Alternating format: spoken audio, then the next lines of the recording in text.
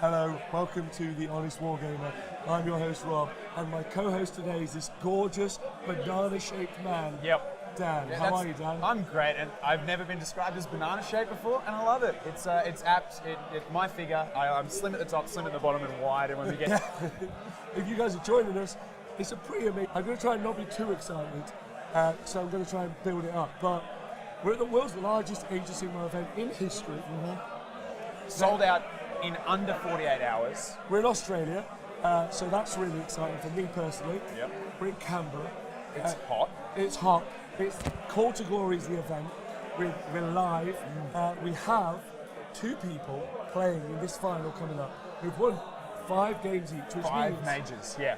if either of these 2 people win, If either of them get the major, it is their tournament. it's their tournament. They have 1 out of 200 Age of Sigmar War Dolly pushes. Yeah. Oh. Yeah, and we'll get to the armies in a minute because it's pretty amazing. But the key point, the thing to talk about is winning the world's largest Age of Sigmar event. You got to be on cloud 9, right? And also, what does that say about the armies that managed to do it? Because you know what we've seen? Like, we've seen armies rise and fall. We've seen all this cool stuff. But whichever one of these 2 armies wins, I think is going to change some people's opinions. Yeah, I agree. Changing hearts, saving minds. So it's 2,000 points match play, as you can expect. That's the situation. The entire event is run by the Heralds of War, an amazing group of people, Yeah. with a podcast, Facebook group. You can join all of those things, and I encourage you to do so. It's a credit to them. Like, the reason that Call to Glory has become this mammoth event, like this gargantuan thing in the Age of Sigmar landscape in Australia, is because of the work of Clint and all the team. Like, they've just done something remarkable here. So it's It's stunning, and the atmosphere here has been electric for the whole 2 days. I haven't been able to take part in so welcoming, so lovely. So from a personal note, and Dan, you're one of those people as well. I just want to say thank you to everyone in Australia. Me and Nathan just think that you guys have just been phenomenal. And if you guys anywhere in the world get to come over, yeah, you should. You just should. And meeting Jet is obviously a highlight for any honest Wargamer fan. Like, just getting to pat his tiny little head, look up his bum in person. He is a dog. Just in case you don't know, he is a dog. He is a dog. He's a puppy and he's beautiful. So this obviously wouldn't have been possible without, number one, everyone who crowdfunded us to come over, so thank you. Everyone on Patreon, everyone on Twitch, you guys are ace. So we really appreciate it. Now, Dan, a couple of years ago, and I don't really like to talk about this, I won the world's largest Age of Sigmar event in the world. Did you now? I did. But it's not like you to brag about a thing like that. What I mean, the reason I say it is because the impact on me was pretty big. Yeah. It was a rags to rags story because I'm still poor, but it was amazing. And also, when you did it with an army that no one expected, because at that point, Destruction, all the podcasters at that point, because I didn't do a show or anything like that, they were like, Destruction are rubbish. Yep. The TOs thought they were rubbish. Now, I haven't necessarily said on the Honest Wargamer that Kharadron Overlords are rubbish, But you've implied it. but I haven't said they're good. Right, okay. So you've called them bad by omission. Yes. Yeah. Yep. Yes. Fair enough. But they are one of 2 armies that have gone 5-0. One of only 2 armies. Only 2 armies. So there are a couple of armies on 4 major wins and 1 minor win, but there are only 2 armies out of all 200 people here who are on 5. And really it was that last round. It was knife to the heart, separated the chaff from the wheat, and here we are. And I mean, that's key. I love that scenario. Some people think it's boring, but actually for tournament results, because you have to get a major, it's super important. But, so, Kharadron Overlords here it's going to rock the world. Yeah. I personally think they're going to win. Yeah, I looking at the matchup, looking at the mission, I'm inclined to agree. Also, because I freaking love Dwarden, and I'm just glad that they're in the final game. Now, for the record, can we at least put our differences aside on this one? You love Dispossessed. Yeah, I do. I love Chaos Dwarves. You do. It's okay. But one of our Dwarven brethren, they're in the mix. Grudgingly, I'll put it aside. It's an international accord. Yeah, there we go. We've come together like a finger in a bum just to accept it. So the awesome thing as well is that it's the Cadron Overlords. Obviously, we saw them in Game 4, really well played. It's a very tight general. He's like the Terminator. He's an X-wing commander because he stays on target, right? Yeah, absolutely. Yeah. It's going to be an amazing game. Yep. We're going to look at the list, so we're going to do the coverage. It's going to be shit hot. Nathan's over there. He's giving us the info. But before we do, one of the amazing things that I've experienced being here, Dan, is the level of hobby at this event. So now you are going to see the armies that potentially could be voted the coolest army here. Or best painted. So we're going to have a look at them now, along with you.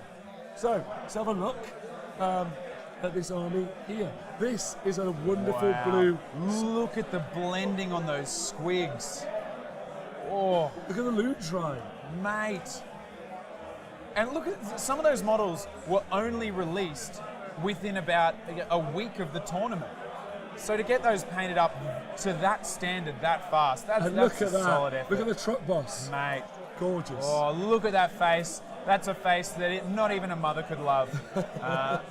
So there was also this really cool Iron Jaws army, really orange. Yeah. Spectacular. I'm a big fan of Gorg Runters. Yeah. I think they've got so much character, don't they? Yeah. Not just the rider. Those battle pigs are gorgeous. It's, you know what I think is awesome as well? You very rarely see conversions in an Iron Jaws army, which is a credit to how good the models are, right? Absolutely.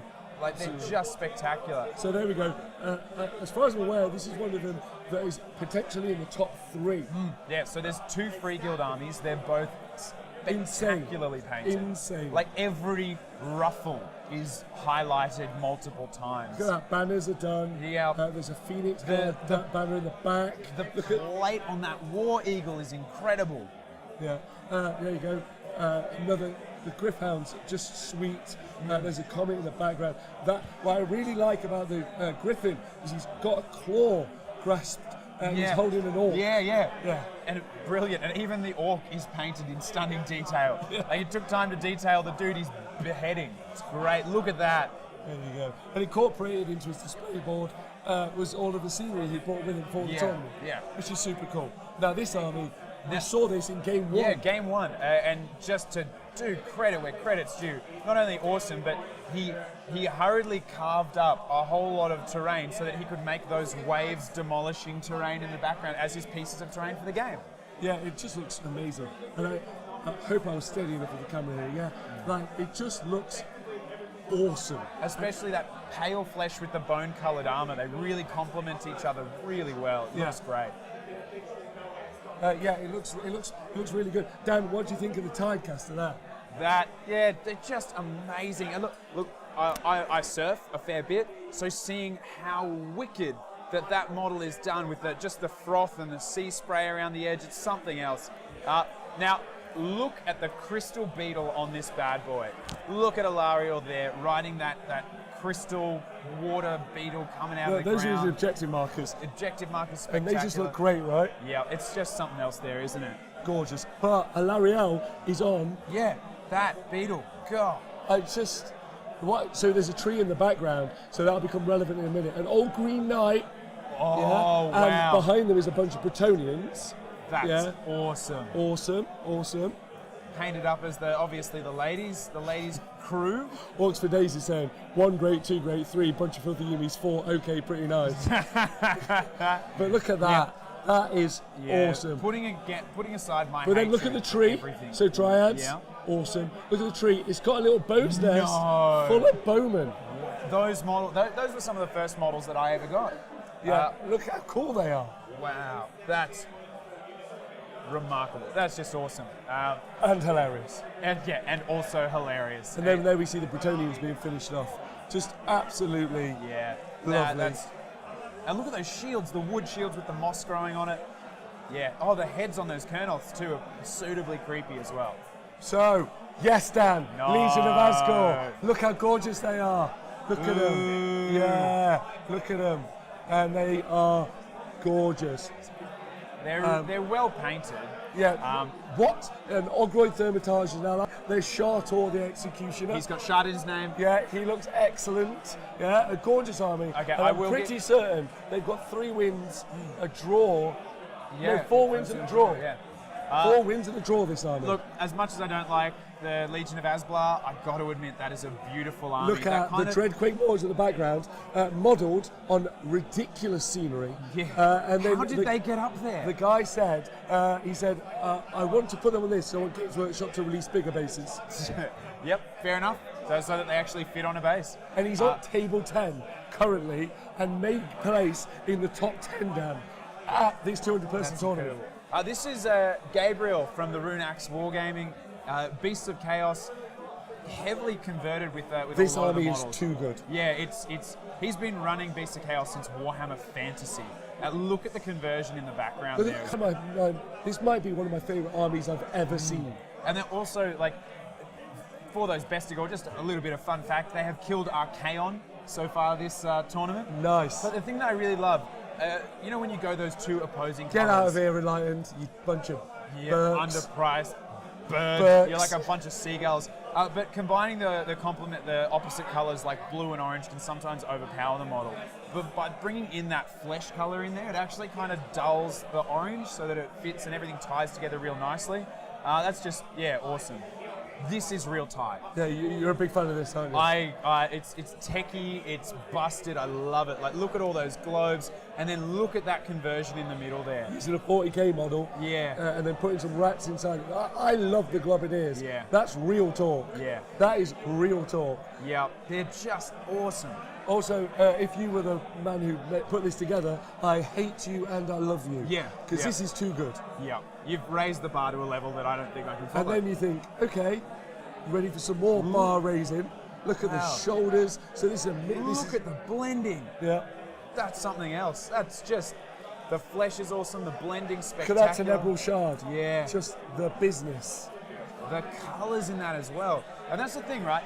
Sometimes you see older models and they really don't look like they fit. But then you see them done with a banger paint job and all of a sudden you're like, look at that. It's just something to behold, right? Adjudicators, smash here. Shackles at the back there. Paladors, which surprisingly amazing in game. And the characters, wow. Just, you know it's doing the job. Nighthorn. Now, there's a lot of Nighthorn out there, but then you see, look at the glowing eyes on the zombies. That's great. Yeah.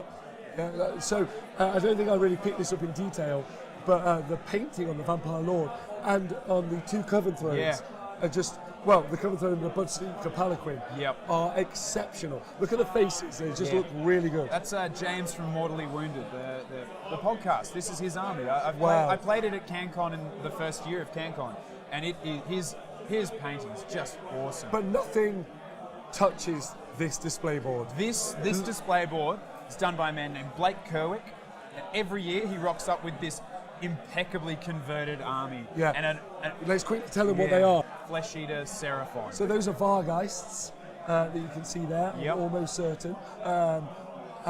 It's just crazy. Those are ghouls, but they're not ghouls. They're skink ghouls. Twisted skinks. Look at that in the background up to the right there. This thing is insane. That is a Vampire Lord and Zombie Dragon. Yeah. No, sorry, that's a Crypt Ghoul. That's the Vargeist on the left. Yep. Just crazy good. The level. Now this one is a showstopper. Look at that model. That converted Troglodyte. Oh, it's something else. But that's a Vampire Lord on Zombie Dragon. Yeah. There's just a mountain made of skulls. Yeah. Another Vampire Lord on Zombie Dragon is what it's count as. Yeah. But look at that. Just the level. Last year he had this kind of Tomb King style army. The year before that it was Nurgle. Every year he goes above and beyond, not only with the converting and the painting of his army, but just the absolute work. And I think Number one, I also got the opportunity to speak to him the other day. He's a really nice man. Yep. He's incredibly good looking. He's just kind of a dick because he's so good. It is. Sometimes you see someone, they're so good at the hobby that you hate them. Yeah, he's also really nice and funny. Yeah, you're just like, how dare you have all three? Yeah. It's not fair. It's not fair. But we get to look at it. Yeah, he's dripping in talent. Just absolutely This stunning. army is sweet as. Another great display board. This is the army that nearly went 5-0. This is the Beasts of Chaos army, the Warherds that almost got it. Won 4 1-4. Could win 5 still. Could win 5. Dropped his last game, which is why he didn't make it into the top table in the final. It was real tight, and so we mistakenly reported that it looked like a KO Beasts final, but he unfortunately just lost it in the 5th turn of the game to some movement shenanigans. This is the other Free Guild army. And this is Danny Paints. And look at that. Yeah, man. And you know what is awesome as well? The choice of basing. Because that basing just sets off all those other colours so brilliantly. So let me tell you, in my heart of hearts, I'm a Free Guild player. Yeah. Yeah. It's the livery I just cannot paint. Yeah. For the love or life of me, because I don't want to. I don't have the time and I don't have the patience. Yeah. But if I could, that army. That would be it. Oh my God! Look how fucking good it is. Yeah. Yeah. Look at that. Oh, Whee. that's good. He's going to have to repair a few tiles tomorrow, though. He's definitely taken a couple off that roof. It's just so good looking. Look at yellow on the claws. Yeah. So vibrant. Yep. There's a warrior priest somewhere, but the helicopter. Oh, there it is. Oh, there it is. Oh, show me more of that. And I love that little lantern hanging underneath it as well. Just great. Every army should have a few more Dwarden models in there. So there's a few more little fellas. Yeah. Just ready to unleash hell. Coming out to shoot you and wreck up your day. Yeah, yeah. It's just, and there we go. And that is Awesome. everything. So in a Just minute, we're something going to get to hear from our gorgeous infield reporter. Yeah, he's actually downloaded a new app, so now he's set to party as well, Oh! which is awesome. Oh, hell. Yeah, so so it's great. He's placed his regular programming with a disco ball, and you'll know what I'm talking about when you see him in just a moment. But how good is that? How good are those armies? Showing Australia not only can break the meta or define the meta, Yeah. but can do a good old bit And hobby as well. Talking to the TOs as well, those were only the top. And there were a lot of armies real close to making the mark. Apparently they got to the point where obviously you're not looking for what looks good. They had to nitpick to find the elements that didn't.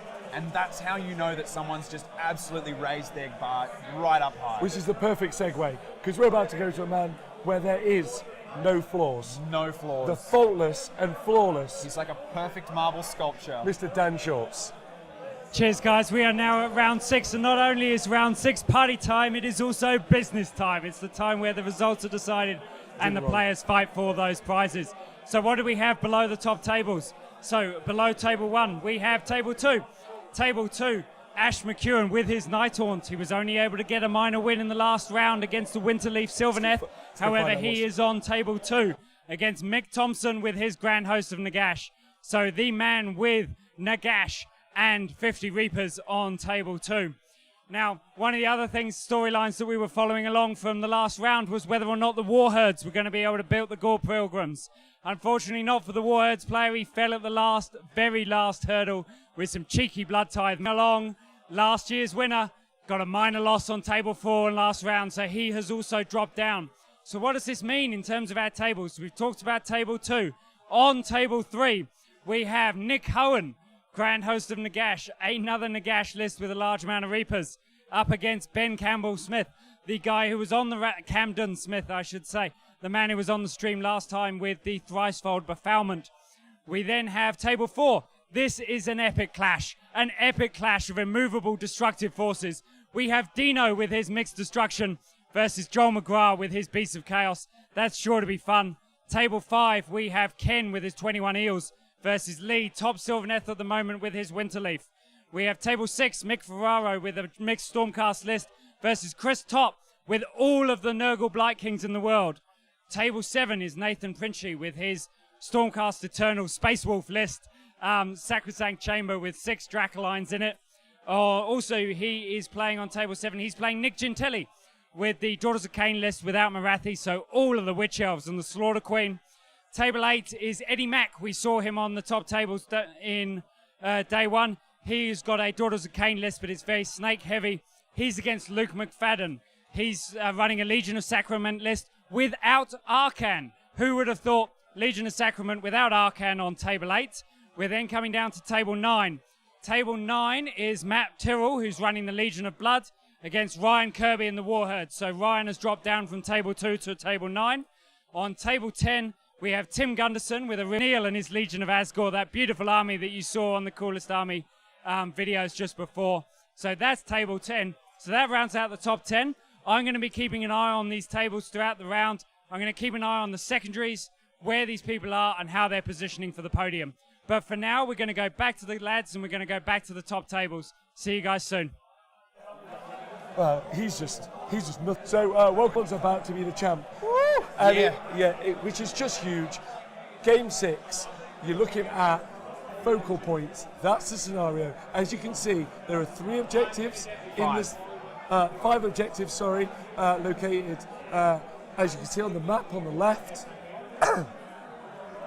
I'm losing my voice a tad, I'll be fine. And it's all for the win. It's Blades of Corn versus Caradron Overlords. Yeah, so who would have thought that at the top tables we'd be seeing Blades of Corn and Caradron, something out here. They pick a point on them. Could be real useful at picking out those heroes.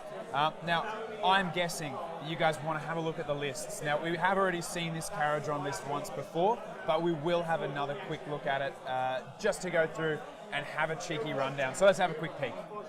So there you go. So you're looking at Kron. Now, Kron has already beaten, as you saw in Game 4 today, the master himself. Dave Kerr, Australia's back-to-back Age of Sigmar master. So, and he won it in pretty astounding fashion on Relocation Hall. He is now looking to win the world's largest event with an army that no one thought it could Everyone's be written them off, and yet here they are. Now, only 2 heroes and both Aether Cannons. So, obviously, for those who aren't entirely aware, they're just going to be buffing a unit and choosing one of their weapons to increase its attack profile by 1. Yeah. Which is probably going to go on that big old 40 Arcanaut company with 12 light skyhooks, because 24 of those is savage. However, something that gets missed a lot is what the Aether Chemists can do as an ability, which is they reduce the number of attacks for units around them.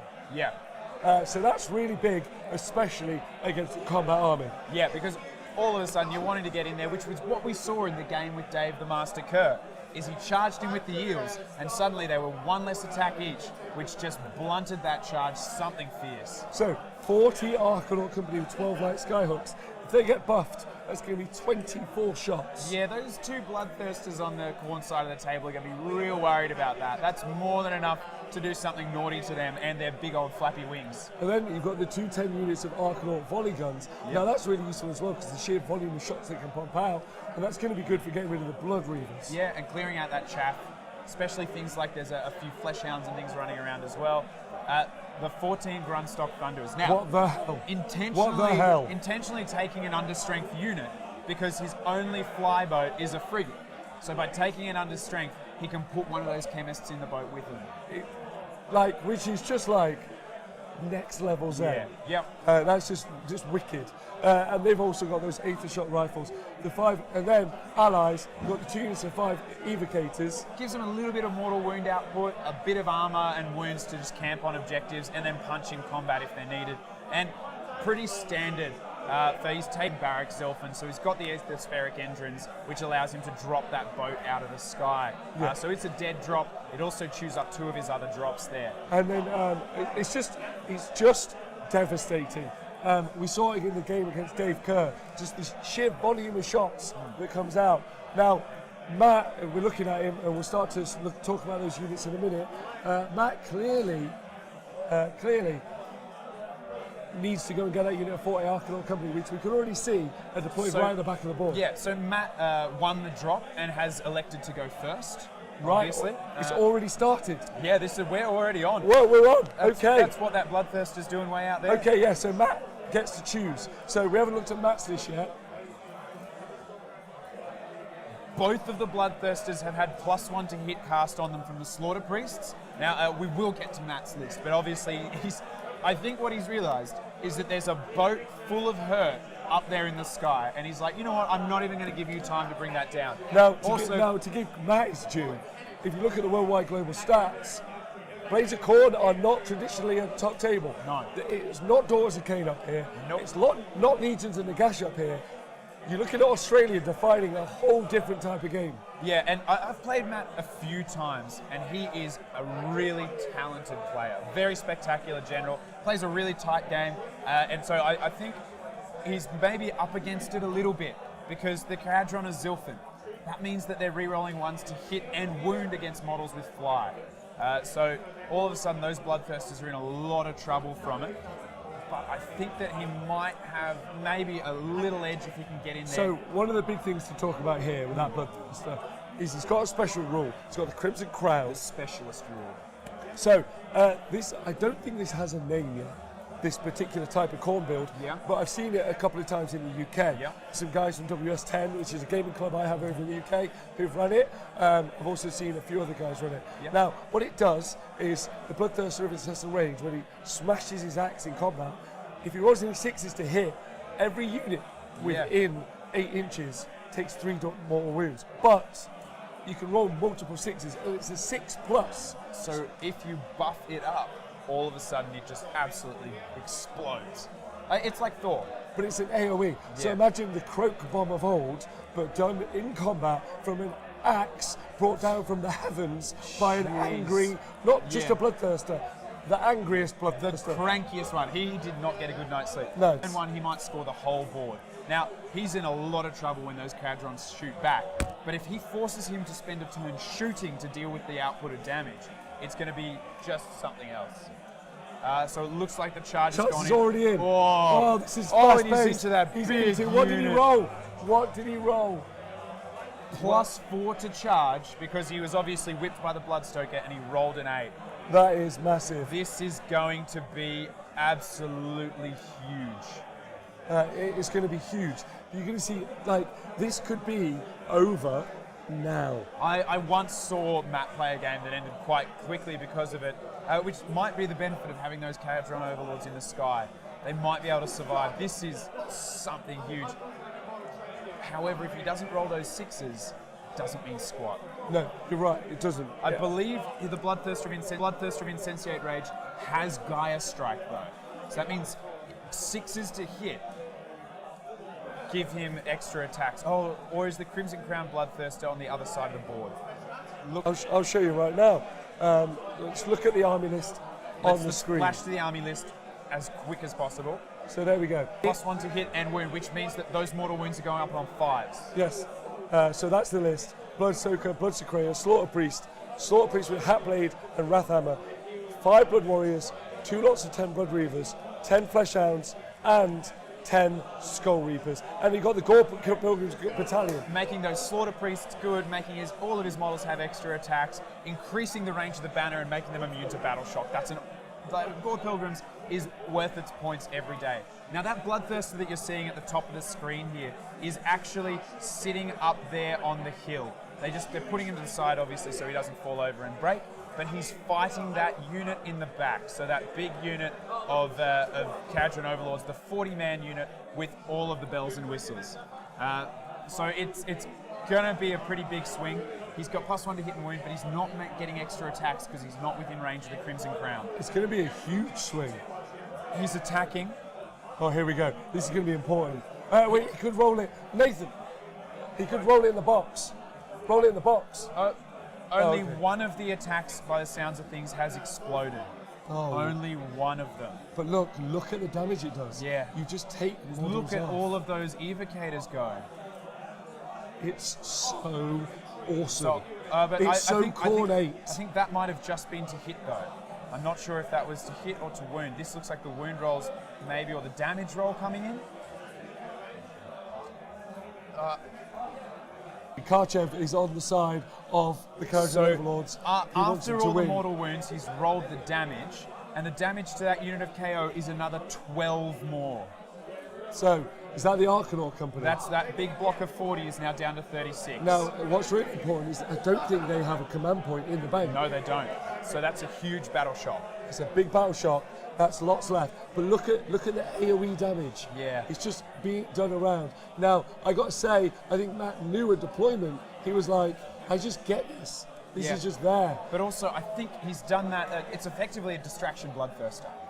What is it? Because if you're doing most of the damage for taking the army out, like at that point you're like, this is cool. Now, if you're looking at objectives, he obviously already secured the objective on the right and the objective at the bottom. So he's already holding on to some of the board, and he's not going into the murder zone. So he's holding the objective on the bottom and on the right. He's not going into the murder zone of all the shooting Now, coming from the Cancon just to overlords. point out for anyone who's missed it as well, Matt has down here a unit of 5 Blood Warriors just to zone out any cheeky Zilfin drops in his backfield, which is really clever. It's 100 points just to sit there and stop anything that pops up behind you.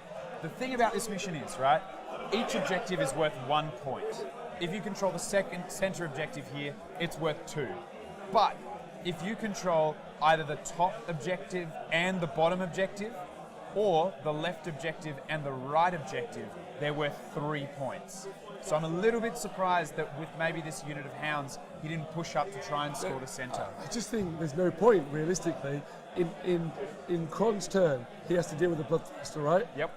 The next turn, because he's not really moved from there, he's not going to be able to affect anything past this line. Yep. So effectively, what Matt's done is he's given himself till turn 2 or 3 to engage, but still be scoring points. Yeah. Yeah, let's get the Book of Grudges out 100%. Didn't need to happen. So could we just get from the table how many wounds that Bloodthirster just caused total to all of the units there? Because that would be really interesting to know. Yeah. Between the mortals and the combat, I reckon he would have taken off 25 to 30 wounds. A lot. Look, you see the dead pile on the left-hand side Yeah. there. There's evocators. There are 2 units of 5 evocators. I think I can see at least there be I 4 think dead. 4 dead evocators, yep. 4 dead evocators, which means there's probably 6 dead from each of the units of 10. It's a lot dead. There's loads of KO as well. Wow. However, as we saw in the last game, KO don't need that many models to put out a ton of shooting. And those No, but they're going to have more run away. They've lost a lot, and they've only lost it to 1 model. But those 12, the only thing that matters in that unit are the 12 light skyhooks. Everything else is literally just a delivery system to keep them safe. So at the moment, there's 40 in the unit, 12 have died, there's 36 left. Oh, come on. I know for a fact that you at least know that the handguns are at least good. They're okay. And you're going to want the handguns to deal with these lines. Now, there's another very expensive unit just here, this unit of Skull 10 Takers. Skull Reapers. 10 Skull Reapers, and they're going to do a bunch of work as well. Tons of mortal wounds if they make it into combat. They're pretty dangerous, they get pretty choppy. So it'll be interesting to see how obviously Matt's put forward that big hammer blow turn 1, and he's coming in second with that second wave, which is all of his lighter, probably less outright hitting, but more important units that he's going to use to secure the objectives. Yeah, Nathan from the tabletop will get us all of the wounds done by that single Bloodthirst. Yeah. Just so we can relay that to you. But is he going to die? How many wounds has he already taken? I'm not sure. I don't know how many wounds Dan, he has left. do you think he's going to die? I think he could. That's the thing. And he might lose him in this turn. And if he does lose him in this turn, he's going to be able to respond. I think he might be about to go down. He's taken 4 from the Evocators, 5 from the Arcanauts, and now the big unit I think is about to have a go at him. This is in combat. This is not encouraging stuff. I think we're in 10 in total he's taken so far, and this is in the first turn. So In the this is Blades of Khorne combat. Yeah. Okay. Well, now, in my opinion, that Bloodthirster has to stay alive. Yeah. Because that holds up But Matt the for a whole turn. Evocators still have that pile-in zappy zap as I well. agree, I know it. Now I know everyone in the chat, who are you rooting for? I know there's a bunch of Courage on Overlord fans who are just blown away by the fact that you guys are up here, but there's also a bunch of battle shock tests to happen for the Courage Ton of of battle shock. So I wonder how many mortal wounds the Evocators put onto that Bloodthirster. How many zappy zaps they did to it, because Bloodthirsters famously not big fans of mortal wounds. No, they're not. That no. looks like a 6 for battle shock. So Or 6 from the battle shock. 13 ran away. 13 run. So has he managed to keep the 12 skyhooks in that unit? He must have. 13, 12, Yes. 25. Yes. The Skyhooks are So still all alive. the skyhooks are still there. But have the Evocators done their lightning zap? No, they have. They Well, have. I think we actually saw Kron forget to do it in his game before, and he may have forgotten to do it again. So there we're going to see the objectives being held by Khorne. So it looks They're like going to be that's a real unfortunate for Kron that he didn't manage to take that Bloodthirster out in his own turn, in Matt's turn, because that's going to be put a world of hurt on him now. Yeah, he can deal with it, no problem. But it means that those light skyhooks are firing into the Bloodthirster that they don't want to be shooting at. Yeah, they want to be firing here, but the Thunderers can come down, and you're going to see a lot of things go away. Yeah. But what I would do if I was Matt, Dan, I don't know if you agree, he really has just got to hold on for the turns and whip them down, because these are, and let's not forget, we both know what they are. They're movement goddamn 4. Yeah. What's our problem with our armies? Not going anywhere fast. And that's the thing that I say every time about Dispossessed, is I am planning for my movement in the 4th and 5th turn from turn 1. When you're movement 4, you have to plan your movement so far in advance that it's not funny. But disappointing. Obviously, that's why that they're the shoddy, second-rate, Dispossessed, these Crowdron, rolling a 6 for Battle Shock and running away. That is not a very dwarfy thing to do. I agree. And also, neither with the Legion of Asgore. They'd stick around because they're just better. Yeah, they're angry. They're However, if the last game we saw them play is anything to go by, they will still absolutely rinse anything they point their guns at. Caradron. Yeah. So ask yourself this question, Dan. What would you clear if you were in the Caradron force, and why? So I personally, the thing is, I'd be trying, and I don't think he can, because that Bloodthirster survived. I would be putting everything I could into this Bloodthirster and these dogs. Now the reason for that is that everything else in the list, while it could be punchy, while it could be a big threat, ultimately they're the 2 fastest units in the Khorne army. You shut those units down and you really slow his ability to adapt to the game, to react, and then to jump on you quickly. I couldn't agree with you more. Those are the priorities. The Skull Takers at the very bottom there, they are holding that objective, in my opinion, and they're not being committed, which is a thing. But while we wait for the deployment to go down and see if our guesses are correct, we're going to go to the man who needs no introduction. But he just got one anyway. Because he's so good. And he's just so a great. living party. And I have to say, personally, thank you for doing this weekend, because he's done a great service. Absolute legend. To all of Australia. A wonderful man, Mr. AOS Shorts.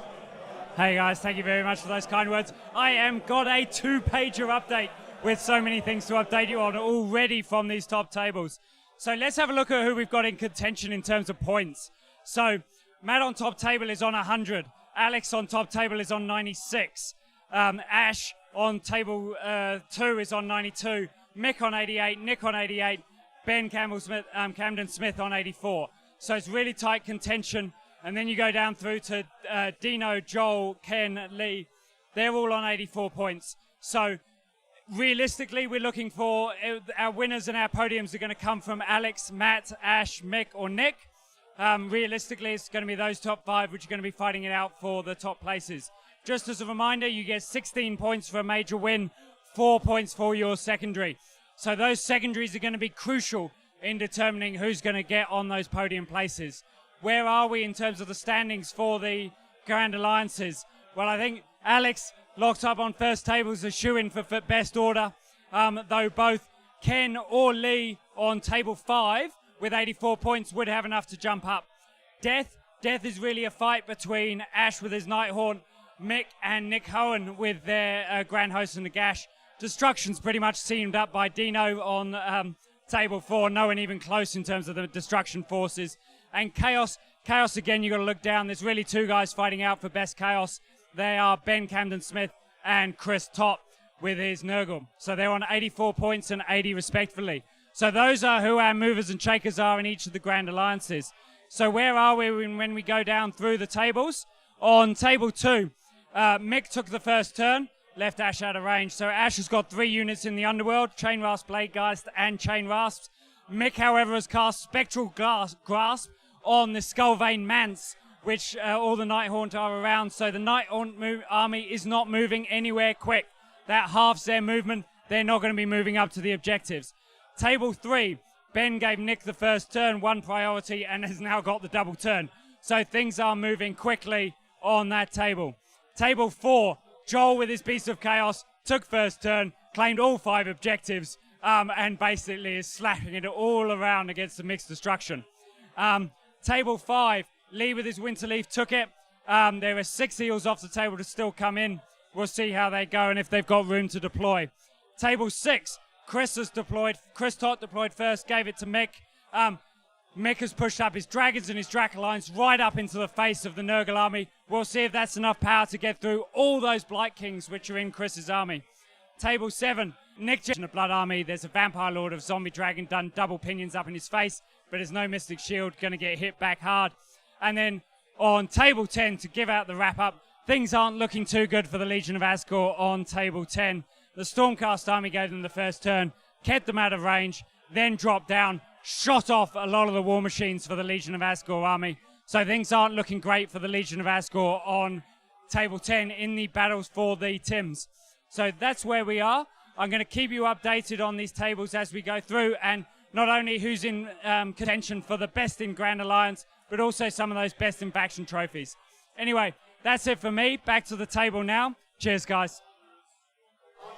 Hello everyone, welcome back. The wonderful Mr. Shaw said, thank you very much. If you've just joined us, or you just had to reset the router, either way, welcome back to Cancon 2019, largest ACMI event in the history of time. 200 by a bunch of light skyhooks.